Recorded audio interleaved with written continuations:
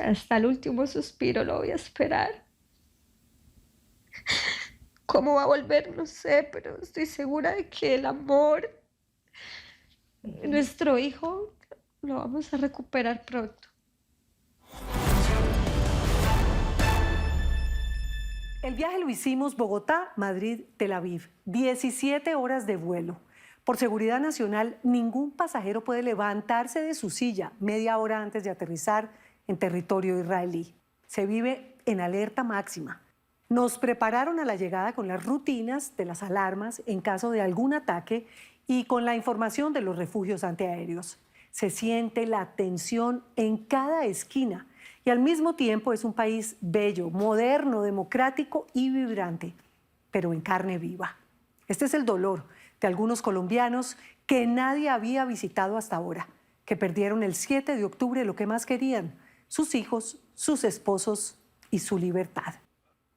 Quiero pedirles discreción, porque las imágenes reales que van a ver y los testimonios que van a escuchar son impresionantes. Recomiendo verlo bajo su responsabilidad. Cuando yo subo y empiezo a correr, me topo con un cuerpo sin brazos, mutilado, niñas más jóvenes que yo, gente colgada en los árboles, completamente desnuda, cuerpos de hombres mutilados. Era muy difícil reconocer porque no tenían caras. Las chicas les abrieron, les quitaron los senos, cosas que en mi vida imaginé que pasaran. Y tú ves el apocalipsis. Tú ves carros con gente echando humo. Tú ves solamente una calavera negra. Tú no sabes si es una mujer, un hombre. Tú ves gente encima, una encima de otra, que murieron juntos. Siento que lo más difícil de hablar es lo de Noy. Mi Noy no corrió al terreno abierto. Noy se fue a un migunit. Es un cuarto para Un los refugio misiles, exacto, antiaéreo. que estaban sin puerta porque pues no pensaron jamás que iban a entrar. ¿Puedo tomar agua? Necesita tomar agua para poder seguir. Es que ni ella misma puede creer lo que cuenta y mucho menos explicarse por qué está viva, por qué sobrevivió. Ella es Noy. Sus amigos fueron asesinados a sangre fría esa madrugada del 7 de octubre, cuando cerca de 2.000 terroristas armados de Hamás mataron 1.159 personas inocentes, niños, decapitaron 43 bebés, mataron ancianos también, dejaron 3.600 heridos, secuestraron 340 personas en el día más oscuro en la historia de Israel. Su parche eran las tres, ella, Noy y Sigal. Cuando empezó a amanecer, ella misma grabó el cielo mientras llovían los misiles. A eso de las 5:30 de la mañana, que todavía era oscuro, yo empecé a escuchar ruidos, pero en mi cabeza pensé que eran juegos pirotécnicos, que era parte de la fiesta. Miro al cielo y yo empiezo a ver literalmente un palito negro. La gente empieza a decir Seba Adom. Seba Adom, color rojo en hebreo, la palabra clave para alerta roja. Se separaron en medio del caos y no se volvieron a ver. En la carretera 232, la misma por la que llegamos nosotros ese día, pero un año después, había un caos total. La escena era tan tenebrosa que decidieron bajarse del carro y correr. Solo que, como es un desierto, es que no hay dónde esconderse. Solo podían correr y correr. Salimos del carro, entramos a un lugar que era hueco, en un terreno destapado, y ahí comenzó toda la pesadilla, porque realmente corrimos 3 minutos, 5 minutos, hasta que llegaron. Cuando digo llegaron, era que escuchaba los pies de ellos.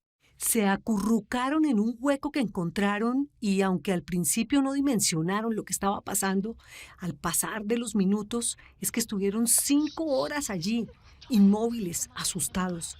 Oían, eso sí, explosiones, disparos, gritos, olían el humo.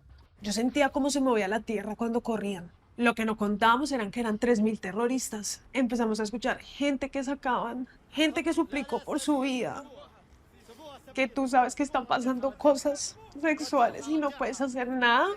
Y escuché cómo los hacía de feliz hacer eso. Porque se reían, porque cantaban, porque disfrutaban. Sin yo entender árabe, entendía que eso los hacía felices. A sus dos amigas también las asesinaron.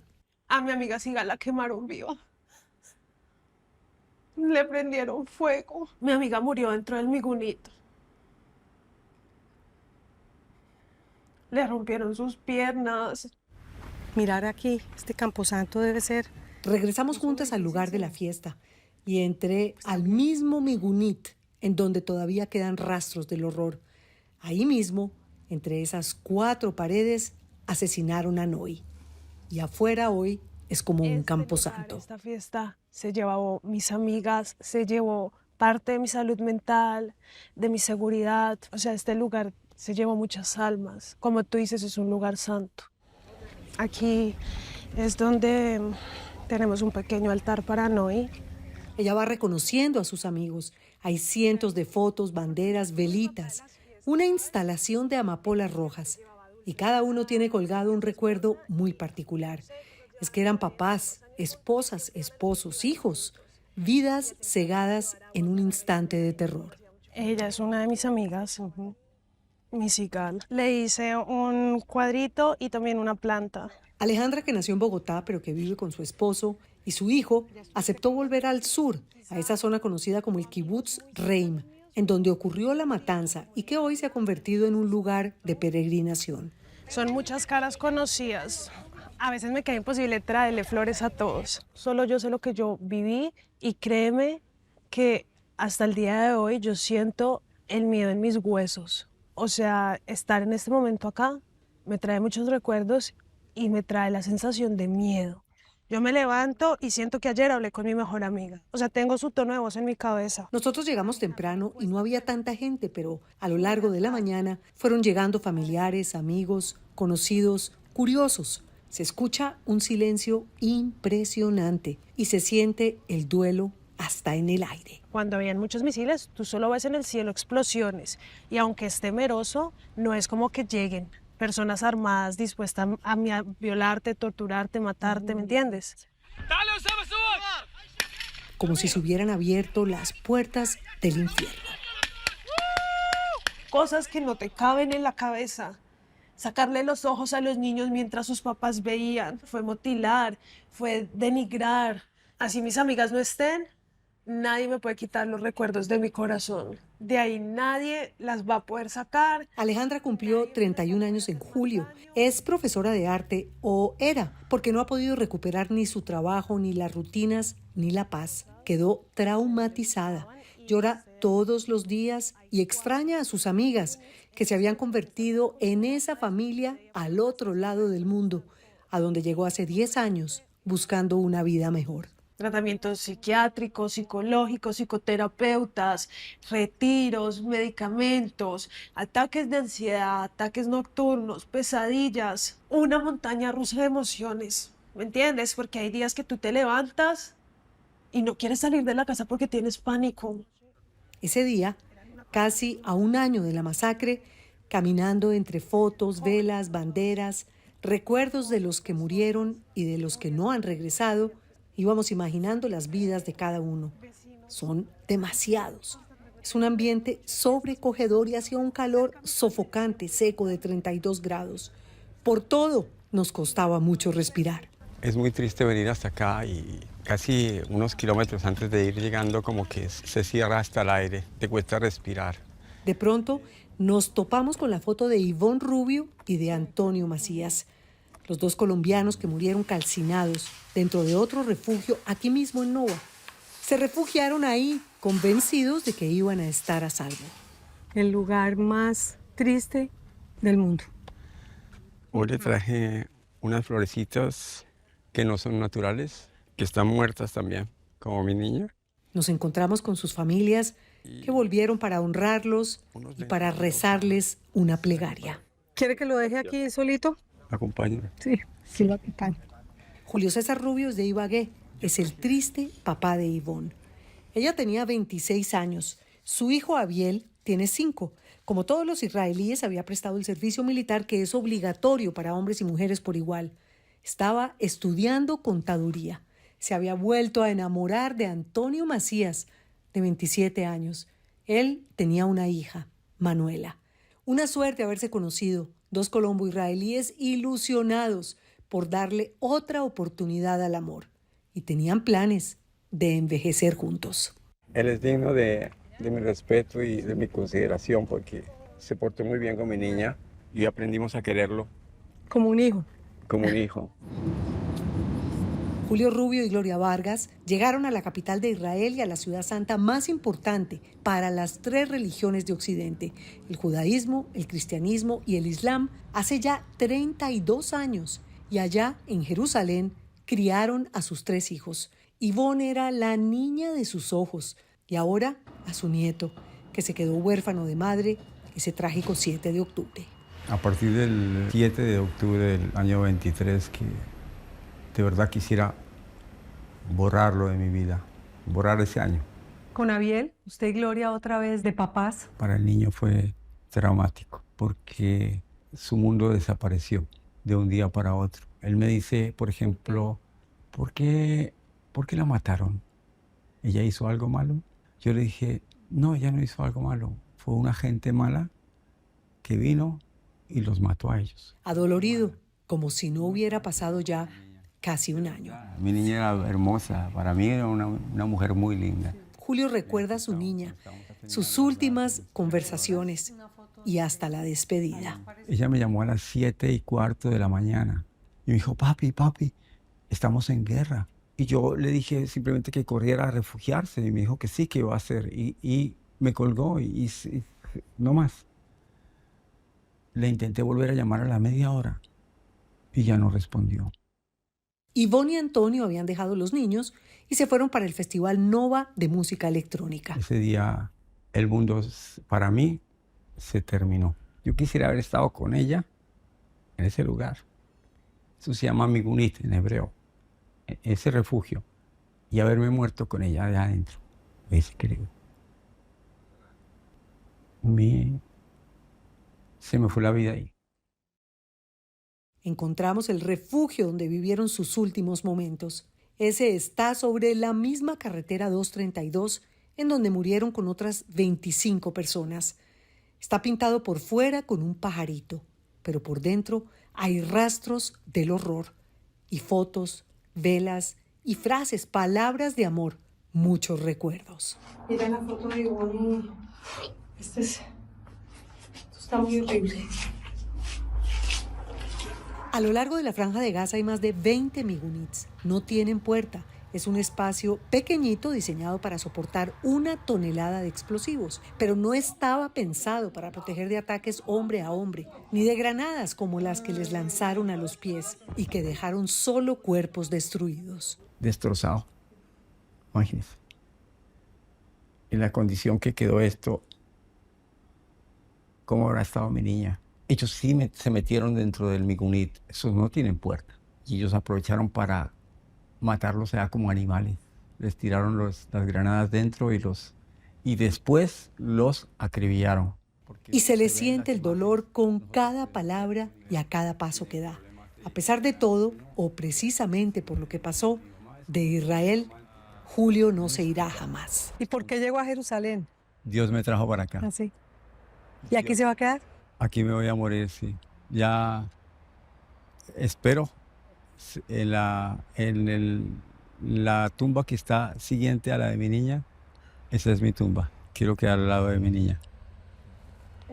Esta es la carretera 232, la cual fue tomada por los terroristas. Sandra Paola Montaño, como todos los otros familiares y amigos de los que murieron asesinados en Nova ese 7 de octubre, sembró en memoria de Ivonne y de su sobrino Antonio un árbol que algún día será un gran bosque y otro recuerdo de la infamia. Yo me había comunicado con mi sobrino después de que sonaron lo de las alarmas, cuando me dice, tía, estoy buscando un búnker, estoy aquí muy cerca de Gaza. Ella fue la última persona que habló con Antonio y repite lo mismo, con la misma incredulidad de todos. Es un búnker sin puertas, sin nada, y un cuarto muy pequeño, muy pequeño.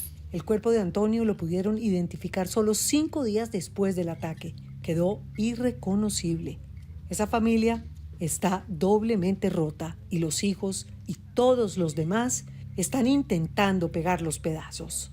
Es una tristeza no tenerlo y siempre yo, de pronto no guardo la esperanza que de pronto algún día va a entrar por esa puerta. Muy duro, claro.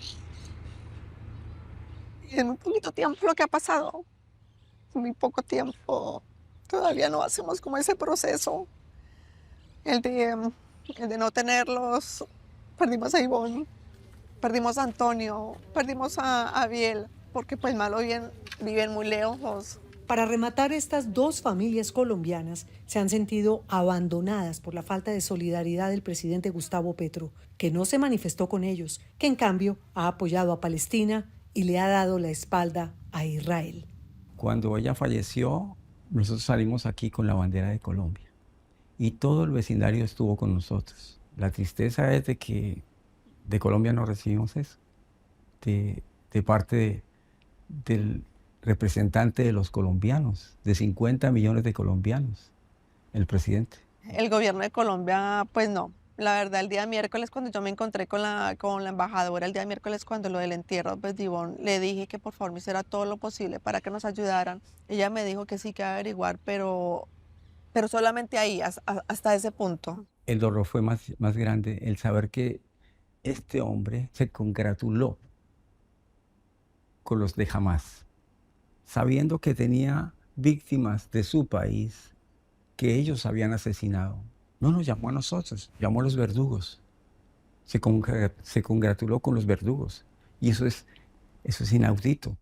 Pero en cambio el gobierno de Israel, total. El gobierno israelí se ha hecho cargo para que reciban toda la ayuda psicológica que necesitan.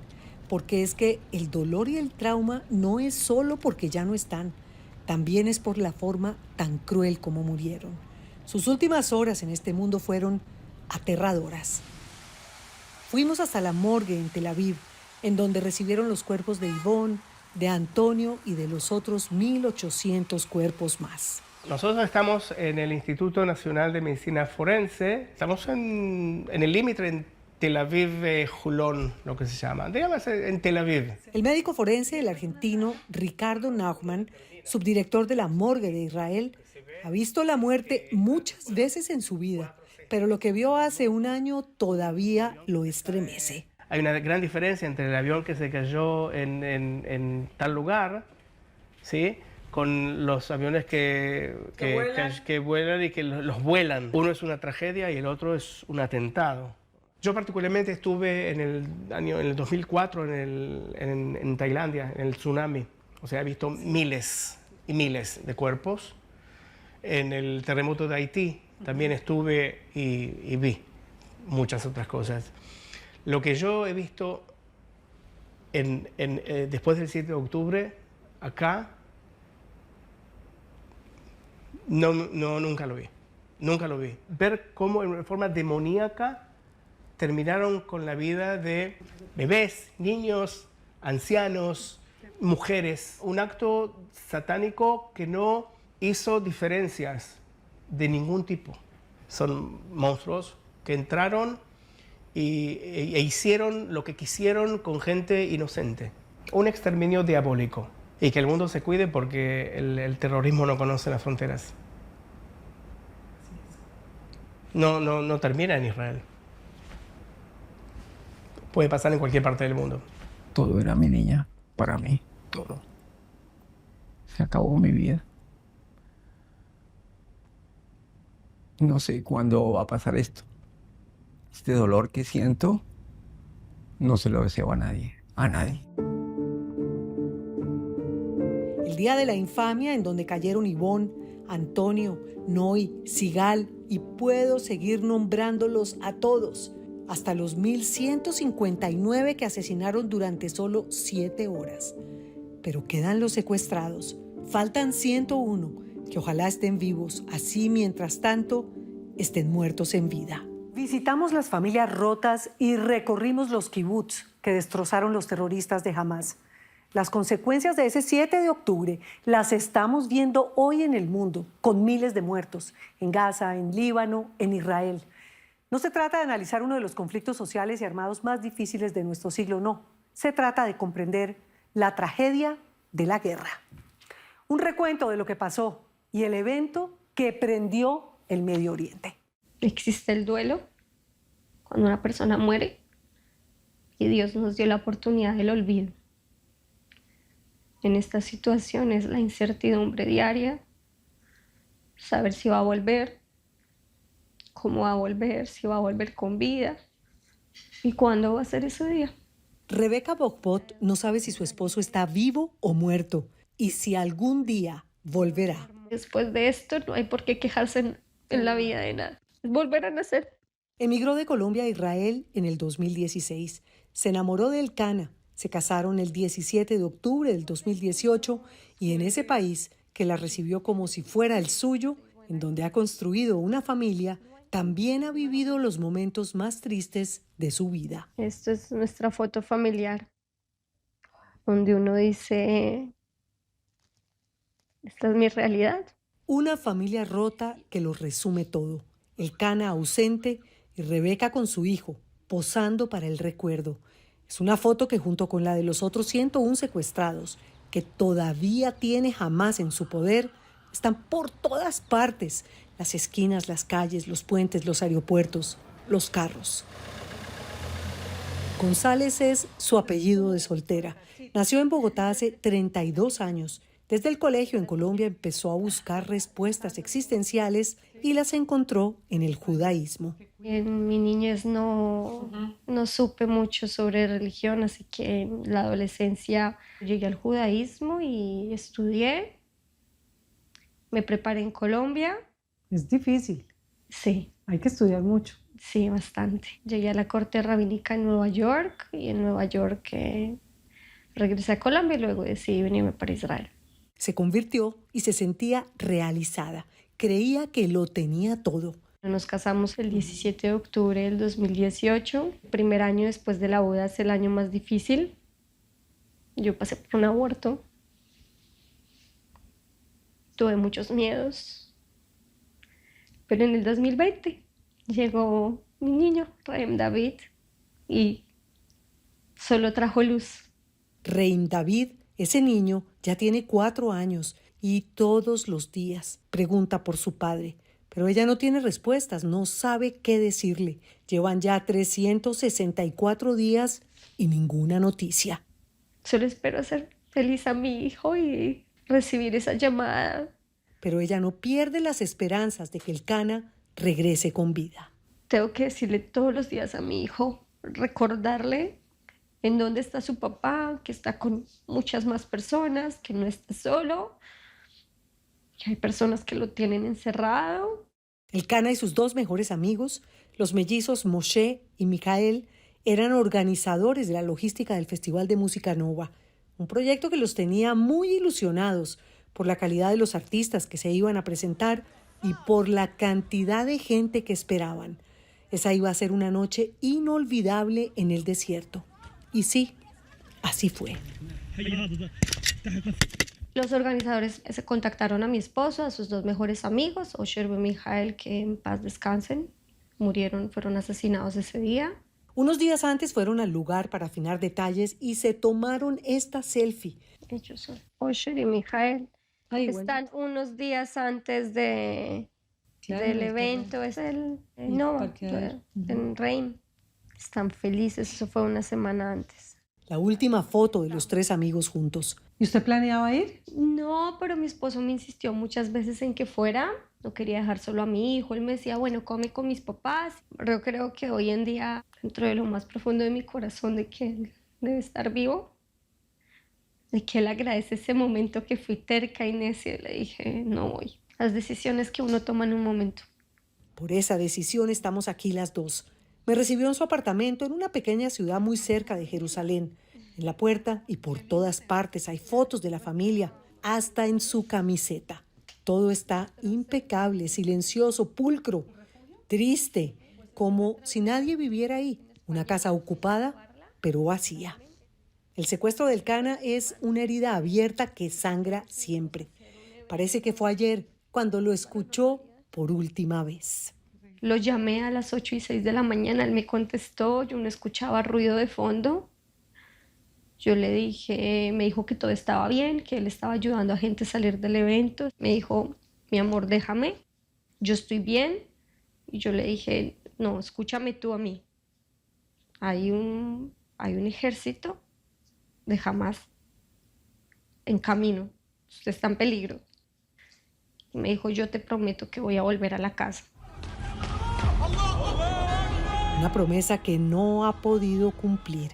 Al Cana se lo llevaron con los demás rehenes a la Franja de Gaza, lo secuestraron y ella lo pudo identificar en este video. Se le ve en la cara la angustia y el terror. Mi esposo tiene la nariz fracturada, música de fondo de alegría del grupo Hamás, de que tienen secuestrados en su poder con vida. Celebrando. Música de celebración. De rodillas quedé. Verle la cara de susto, la cara de preocupación, el shock. Ese no es el rostro de mi esposo. Mi esposo es una persona muy alegre. Él en ese momento entendió en manos de quién estaba ahí. El problema que se había metido. Él tuvo la oportunidad de subirse a carros, él tuvo la oportunidad de huir a tiempo y decidió quedarse a ayudar. Se acercaron a mí personas que sobrevivieron con postrauma, hasta ahora están empezando a hablar. Y me abrazaron y me dijeron que gracias a él, ellos viven. Las imágenes de euforia cuando entraron los terroristas de Hamás a la Franja de Gaza, el recibimiento que les dieron a los terroristas como héroes y a los secuestrados como basura cuando llegaron malheridos, aturdidos y asustados son escalofriantes. Y a ella todavía no la dejan dormir.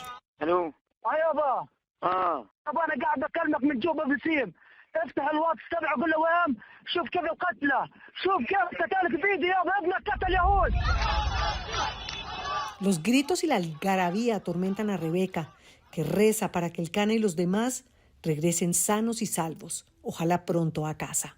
Hasta el último suspiro lo voy a esperar. ¿Cómo va a volver? No sé, pero estoy segura de que el amor de nuestro hijo lo vamos a recuperar pronto. Y no solo celebró la gente en las calles de Gaza. Después de ver el resultado de la operación en televisión, el jefe de Hamás en ese entonces, asesinado en Irán en julio pasado, se arrodilló y le dio gracias a Dios. Allahu Akbar. Estuve en Colombia hace poco. El presidente Petro y el canciller Luis Gilberto Murillo me recibieron de una manera muy bonita. ¿Están ayudando? ¿Están ellos haciendo gestiones, el gobierno colombiano? Hacen gestiones. Distinto a las otras familias que sienten desprecio por la posición del gobierno de Colombia frente a la guerra, Rebeca encontró en el presidente Gustavo Petro un aliado. Tiene la ilusión de que el apoyo que ha expresado Petro al pueblo palestino sirva para recuperar a El Cana, que aunque ausente, recibió en un gesto simbólico la ciudadanía colombiana. Si él ya no es solo un judío israelí, tendría, eso cree ella, más probabilidades de volver. El Cana recibió su nacionalidad unos 20 días después del 7 de octubre. El Cana es colombiano y tocar puertas en Colombia hace que de alguna manera en el momento que llegue una tregua, Dios mediante, el Cana como colombiano salga, y esa es mi esperanza. La libertad de mi esposo, la libertad no tiene precio. Hace exactamente un año, los comandos terroristas llegaron a Israel por aire, en parapente, a pie, en motos, en carros, y fueron arrasando todo por el camino. Mientras unos atacaban Nova, otros llegaron al kibutz Nir Oz. Los kibutz son como un barrio completo, siempre autosuficiente, y su esencia es la vida comunitaria. Ahí vivían los abuelos Ofelia Reutemann, de 76 años, y su esposo Héctor. Tienen 3 hijos y 9 nietos. Una pareja argentina que salió de su país hace 37 años, huyendo de la dictadura, y se organizaron en Israel. Su lugar preferido en el mundo era su casa. sencilla y con un bello jardín, de lo que no queda nada. Bueno, vivimos una vida linda. Porque Fuimos hasta su casa con Pablo, su hijo mayor, y esto fue lo que encontramos. Los de mi mamá entran por aquí, abren la puerta principal y entran como 5, 6, 7 gente armada, ¿no? Caminar por el kibutz es devastador. La destrucción, el silencio, la muerte a cada paso, todo quemado. Vidas destrozadas. Así debe ser el apocalipsis. Da miedo imaginarse lo que pasó ahí. Ella, a pesar de los años y las heridas, recuerda perfectamente bien cómo la secuestraron. El 7 fue sábado. Nuestra habitación era el refugio y se escuchó Cebadom. Cebadom es color rojo. Cuando hay color rojo es porque algún canito va a caer en algún lado. Cerré la puerta del refugio y empecé a escuchar muchos tiros en el aire. Me llamaron en ese instante Pablo y me dijo: mamá, no salgas del refugio porque parece que hay terroristas afuera. Siento que rompen la ventana de mi casa, del comedor. Y bueno, entran. Me dije a mí misma: Ofelia, es para vos. Entonces, todo esto es balas, balas que pegan y ella se salva, mucha suerte. Tiraron 8 tiros en la puerta y yo me corrí así de la cama para que no vinieran a mí. Y en eso hubo un impulso de parte de ellos y apenas se abrió la puerta, uno con una ametralladora me dio en el brazo. Y así me arrastraron hasta la puerta de entrada, que queda más o menos unos 7, 8 metros. Y aunque han pasado los meses, allí está en el piso la gran mancha de sangre del arrastre de la señora Ofelia desde su cuarto. Me agarraron de las 4 extremidades y me tiraron al tractor, como bolsa de harina al tractor. Y llegamos a Asa, estaba lleno de gente como festejando un casamiento, con revólveres, piedras y demás. El que me llevaba, que era parece el jefe, me puso en una silla de ruedas y me llevó muy cerca a una cueva que tienen ellos. Le operaron el brazo en Gaza y luego la llevaron por entre las calles muy angostas y vestida con una larga túnica en una silla de ruedas hasta el lugar en el que la iban a tener durante 53 días. El cuarto de seguridad donde estamos nosotros. Él, por ejemplo, era agresivo vocal. Sus carceleros eran una familia, una pareja común y corriente, con 3 hijos chiquitos de 12, 9 y 3 años, que jugaban a la pelota y salían a estudiar como si nada. Ellos tenían 3 hijos. Un día vino el nene con ella y se puso en el comedor a jugar a la pelota. Y la pelota cayó en mi habitación. Entonces yo la volví a tirar, como para hacernos relación. Ella se sienta en una alfombrita pequeña y empieza su rezo. El primer rezo era que lo escuchábamos, porque estábamos todos en silencio, era a las 4 de la mañana. Y así empecé a saber ¿qué hora la era? Cantidad de horas al mediodía y a la noche. Escuchaban hasta los rezos porque su casa quedaba muy cerca, a solo 1,5 kilómetros de Gaza. Estamos frente al sur de la franja de Gaza. Tan cerca y tan lejos. Siempre estaban armados, su cuarto a oscuras y la comida era como para alimentar a un ratón. Yo tenía mucho hambre y le dije si no había algo de comer. Dice: no, Israel no manda verdura, no manda fruta, Israel es una porquería. Viví con horror, viví con miedo, viví en la cabeza que me iban a matar. Me despedí muchas veces de mi familia. Ofelia tuvo la suerte de ser una de los 131 rehenes que han sido liberados o que se han recuperado sus cadáveres, como parte de un acuerdo de intercambio de rehenes y prisioneros durante la tregua de una semana que tuvo lugar en noviembre del 2023.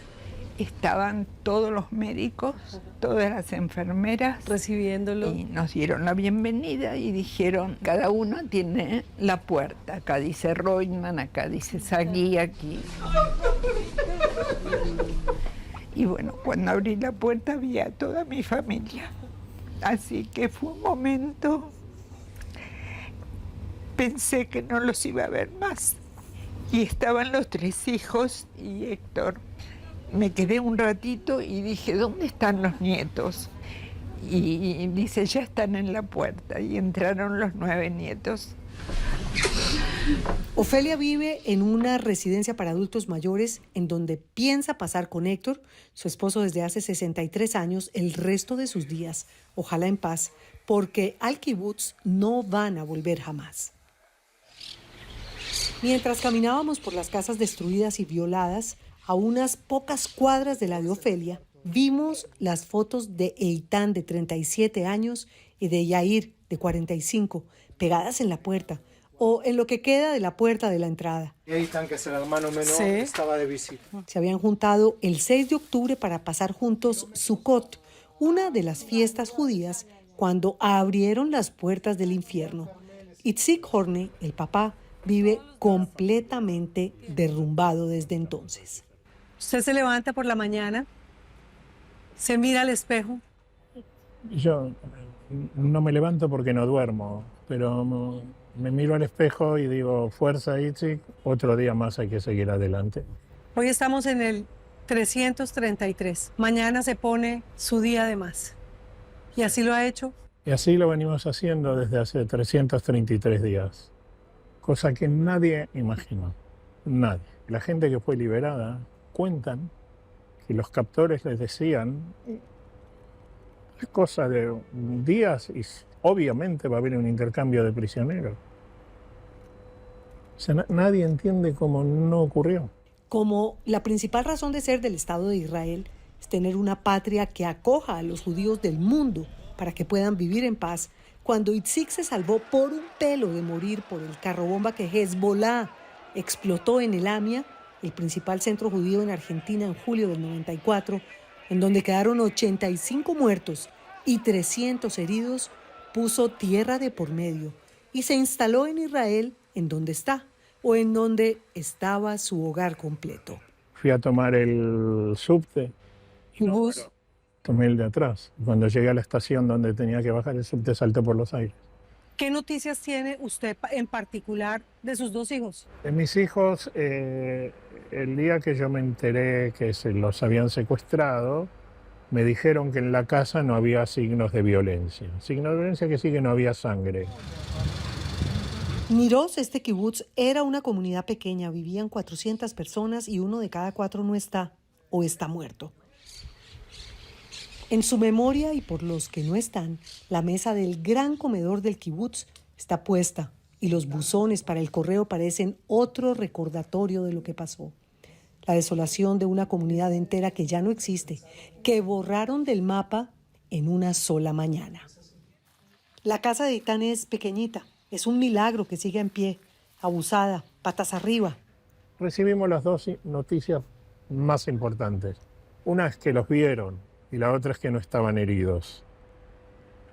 Pero esa es una información de noviembre y estamos a principios de septiembre. ¿Y de allá a acá?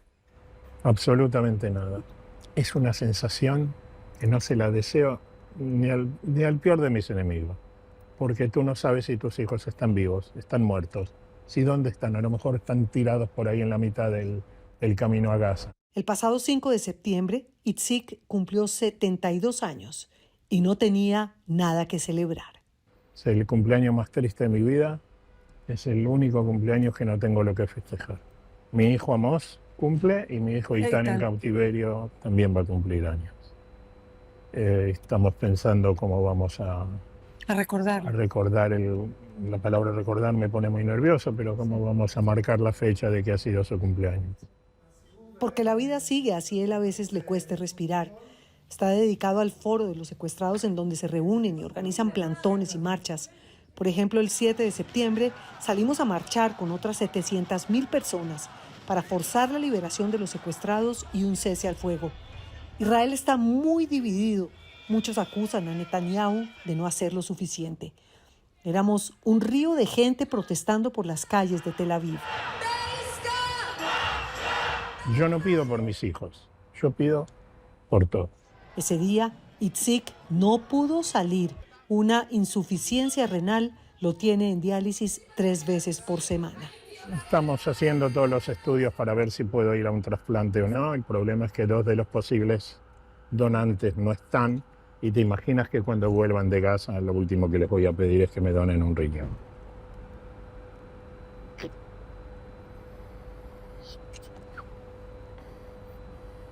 Lo siento tanto. Ya no sabemos lo que hacer. Hace 11 meses que vamos por el mundo pidiendo que nos ayude.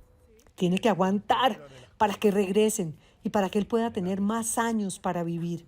Pero mientras no tenga alguna prueba de lo contrario, sus 2 hijos siguen vivos y él los estará esperando. La esperanza es lo último que se pierde, porque si no, tú y yo no estaríamos hablando aquí ahora. Prendimos juntos una luz, por ellos, por Elcana, por Ofelia y por las tantas almas inocentes de este y del otro lado de la frontera que sufren una guerra cruel que parece interminable. Es un homenaje a los jóvenes que fueron asesinados, lamentablemente. Que no los olvidamos. No. Que seguimos luchando por esos chicos que vuelvan a casa.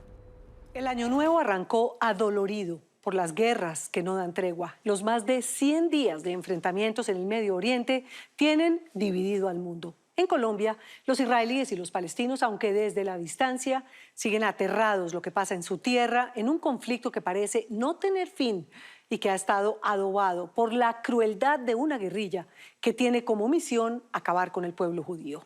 La nena Arrázola y una violencia que nos duele a todos. Yo nací en Colombia, mis padres emigraron de Alemania, mis abuelos maternos murieron en Auschwitz. Estudié mi pregrado en Israel. Colombia siempre ha sido mi segunda patria.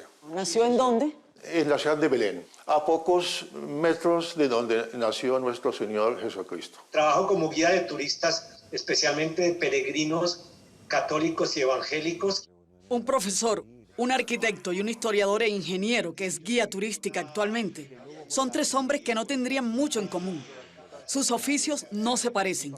Uno de ellos habla portugués, el otro inglés y el otro árabe. Nacieron en lugares distintos y distantes del planeta, y aunque 2 de ellos viven en Bogotá, poco o nada se ven. Pero cuando hablan, sus opiniones producen cadenas de rechazo o de aprobación que se esparcen en segundos por todo el mundo. Mi mamá salió a Francia, de Francia creo que se montó en un barco sin estar muy segura dónde iba a llegar y llegó a Buenaventura. Y subió a Bogotá y empezó a trabajar aquí. Él se llama Marcos Pekel, es bogotano, judío, columnista, maestro universitario, casado, padre de 2 hijos. Y su rostro parece moverse a la misma velocidad de sus pensamientos.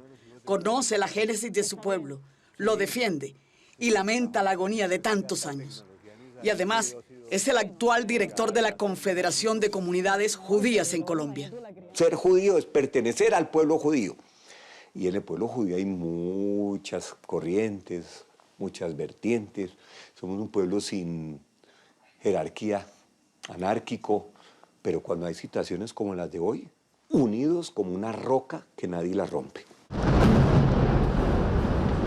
Esta situación de la que habla Marcos Pekel es nada menos que el ataque de Hamás a Israel el 7 de octubre del año pasado, de 2023, donde fueron asesinadas 1.400 personas y 239 secuestrados. Uno de ellos es colombo israelí que se llama Elcana Bobot y aún permanece en cautiverio. 2 colombianos más, Ivonne Rubio y Antonio Macías, murieron a manos de Hamás. Un ataque de ese salvajismo no hemos visto en décadas en la Tierra, en el planeta Tierra.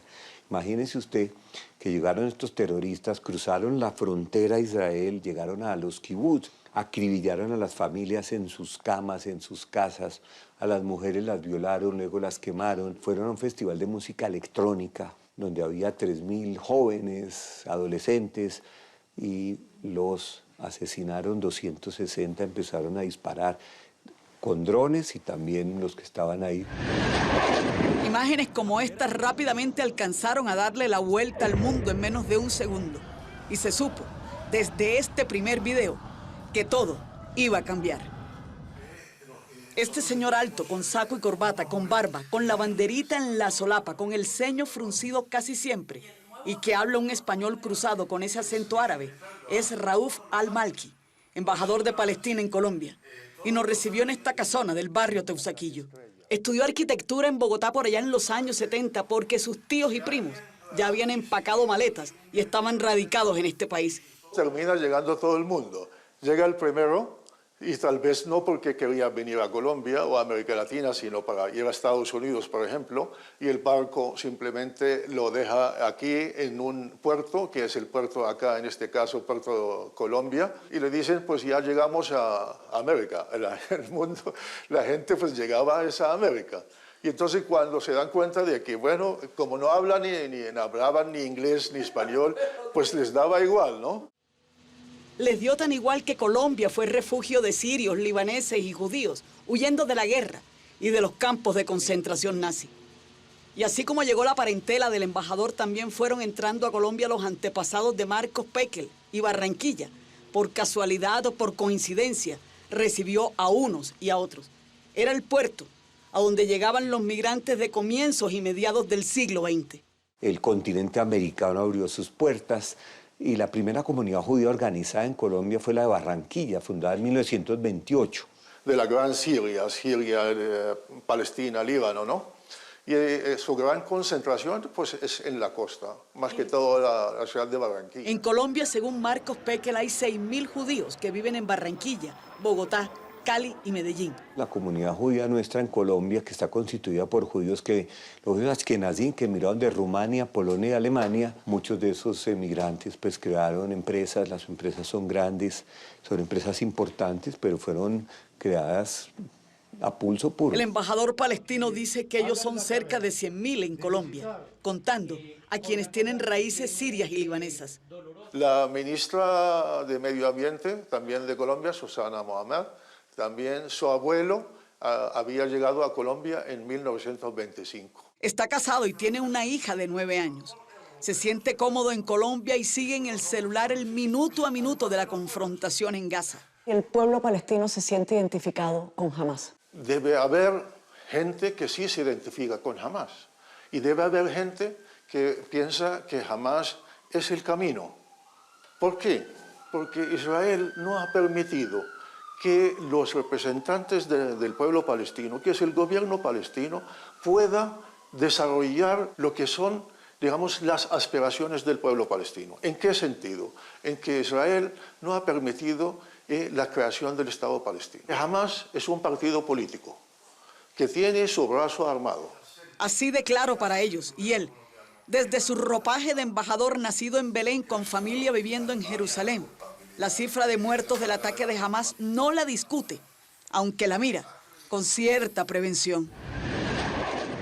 ¿Cuántos murieron en el ataque de Hamás ahorita Israel? ¿Cuántos fueron? Los israelíes dicen que 1.400. 1.400. Eso dicen los israelíes. ¿Hamás tiene cómo responderle militarmente a Israel? No, o sea, aquí no vamos a mentir, o sea, lo que hay es una guerrilla, ¿no? Son unos milicianos que le han causado también daño a Israel. A la larga también termina haciéndole daño a su propia gente, que muchos de ellos están arrinconados y en la pobreza absoluta. Pero el ataque de Hamás despertó la ira santa judía en la franja de Gaza donde se instaló este grupo. Y los ataques aún hoy no paran. Para Israel es derecho a la defensa y para los palestinos es venganza. Yo quisiera saber qué es lo que quiere, qué es lo que busca Israel. Si es venganza... El pueblo judío es uno y está luchando contra algo que es un monstruo y que tiene que derrotarlo. ¿Usted cree que Hamás pierda esta guerra? No se trata de perder o ganar. Pues lo que busca Hamás es matar judíos. Lo dice su carta ideológica.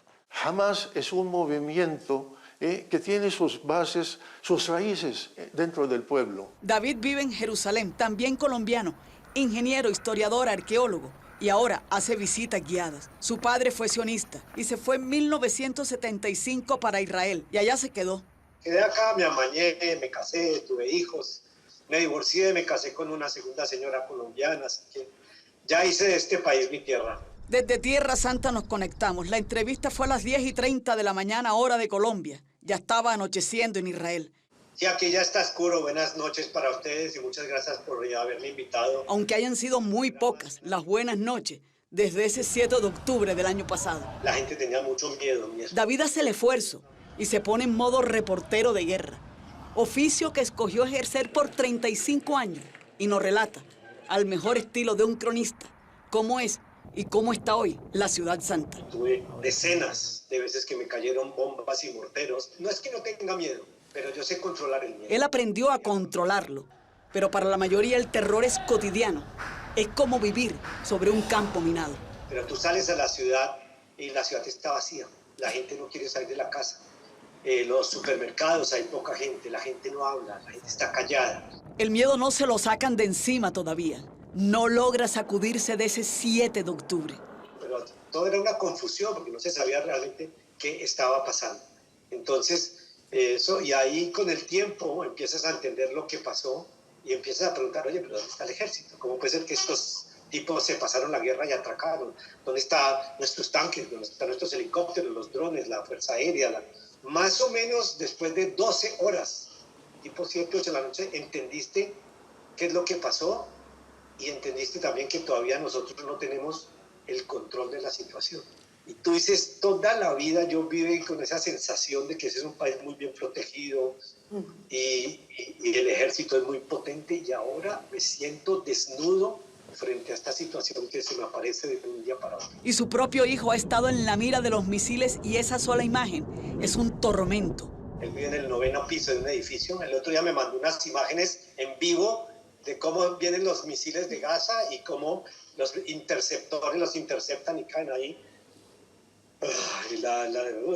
Mejor dicho, y tú estás ahí es porque tu hijo puede ser que también le caiga un misil ahí. Entonces, ¿qué hago? ¿Cómo los protejo? Esta impotencia a veces te mata.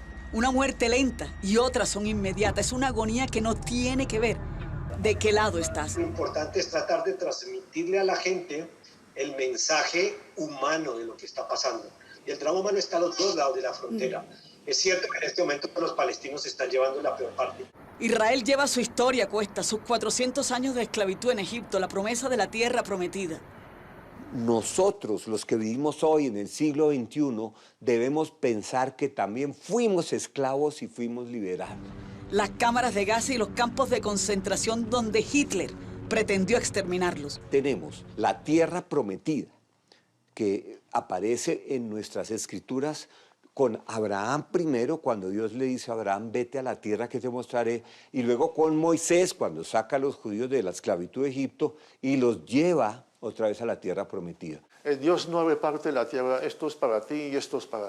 Y usted es mi pueblo elegido y usted no elegido. O sea, ¿qué Dios es este? Perdón. El Dios tiene que ser justo, ¿no? Y todos somos creación de Dios, ¿verdad? Y todos nacimos libres.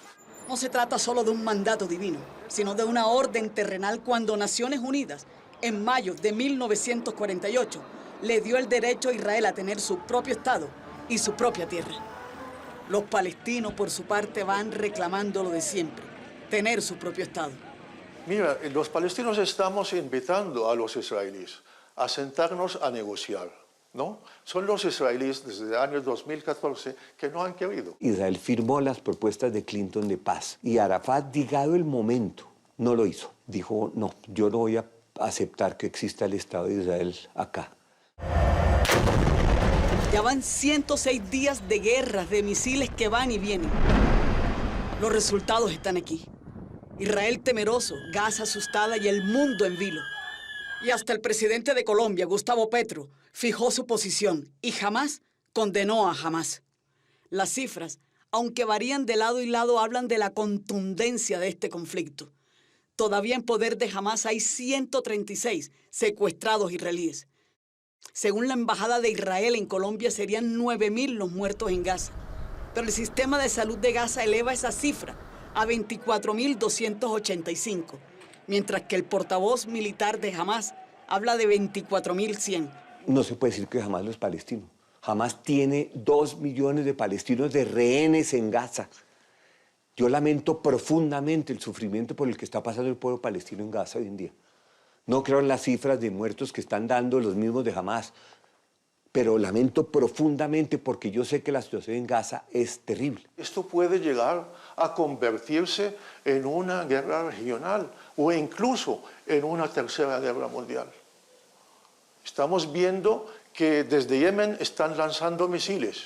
Y sea cual fuera la verdadera cifra, el dolor es el mismo en Israel y en Gaza. Nadie sabe hasta cuándo irá, pero cada vez hay más actores disparando y más países involucrados. Y esto sería algo así, como dicen algunos, la antesala apocalíptica que llevaría a una confrontación más aguda.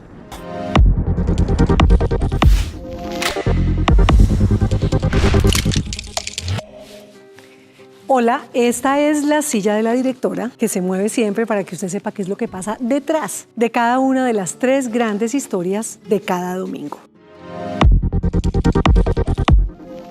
Estuvimos un privilegio, una semana grabando en Israel la masacre del aniversario del 7 de octubre y nos volamos a raticos y logramos conocer algo de semejante belleza de país. Llegamos a la ciudad vieja de Jerusalén, al lugar más sagrado del judaísmo, el Muro de los Lamentos. El muro fue construido hace más de 2000 años, son las ruinas del segundo templo de Jerusalén, destruido en el año 70 después de Cristo por los romanos, y congrega fieles de todo el mundo que paran ahí para dejar sus oraciones y plegarias.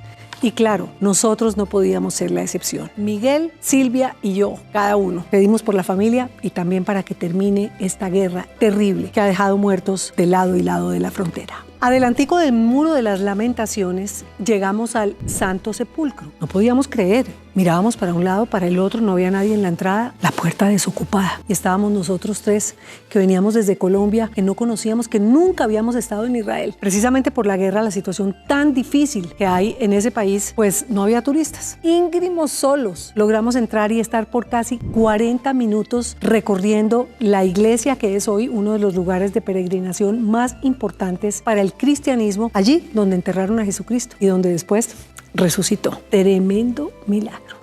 En todas las casas en donde estuvimos haciendo las entrevistas para este gran especial del aniversario del 7 de octubre, pudimos conocer los famosos búnkeres o esos cuartos de seguridad que por ley tienen todos los israelíes desde 1994 en todas las casas. Algunos son el cuarto principal, como el de doña Ofelia, y otros, por ejemplo, el de Alejandra, es el cuarto de su hijo. Estuvimos con ella ahí y nos mostró cómo es que funciona ese cuarto. Cuando suenan las alarmas, cierran las puertas, las dos, la ventana y la puerta, y ahí quedan protegidos.